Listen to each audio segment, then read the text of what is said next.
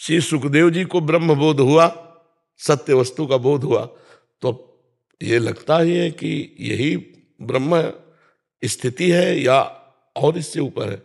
तो व्यास जी से पूछा, तो व्यास जी ने देखा कि इनकी सही स्थिति का निर्णय जनक जी करेंगे। तो उन्होंने कहा विदेह राज परम ज्ञानी जनक जी के पास जाइए, मिथिलाधिपति जनक जी के पास।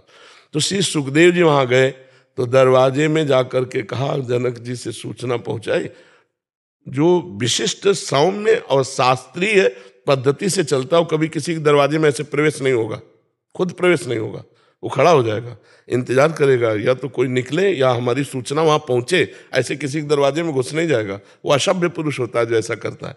तो दरवाजे में प्रार्थना की कि जनक जी से मिलना है। तो जनक जी ने उत्तर दिया कि कोई भी उत्तर ना दिया जाए।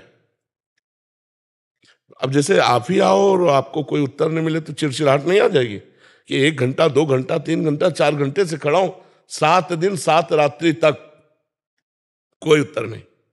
और रोज पूछते हैं उनकी मुखाकृति कैसी, तो बोले सौम्य शांत, जैसे आए थे वैसे है। ठीक है, अब महलों में ले जाओ। महलों में 9 युवतियां 18, 20, 22 वर्ष की, और सुखदेव जी दिगंबर रहते थे। बोले उनका पूर्ण स्वागत सम्मान करो। अब वो युवतियां स्नान कराना, खवाना पिलाना, हंसना खेलना, बातचीत करना, 7 दिन 7 रात्रि। पूछा अब कैसी स्थिति, बोले जैसे गेट के बाहर थी वैसी स्थिति है। आरती सजाई और गए। बोले हे महामुनिवर, आपको वो ब्रह्म की अनुभूति हो गई है जिसकी अनुभूति के बाद कुछ पाना बाकी नहीं रहता, इसके बाद कुछ चाह नहीं रह जाती। आप अचाह पुरुष है, मान सम्मान से ऊपर उठ गए, काम क्रोधात से ऊपर उठ गए, आपकी ब्रह्मानुभूति सत्य है।